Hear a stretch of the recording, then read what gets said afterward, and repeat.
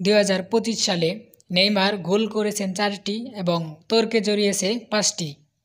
গোল হয়েছে ভেবে আনন্দে লাথি মেরে কর্নার ফ্লক ভাঙেন নেইমার। দল হারার পর দর্শকের সঙ্গে তর্কে জড়ান।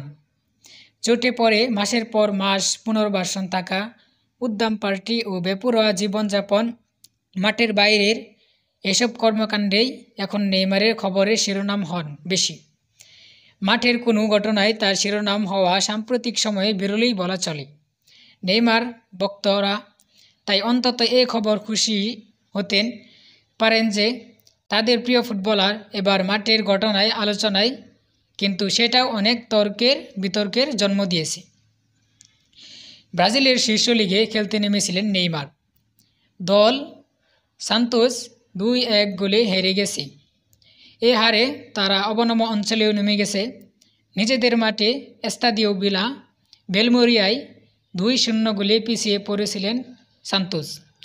তবে শেষ দিকে দলটি ঘুরে দাঁড়ানোর আভাস দেয়।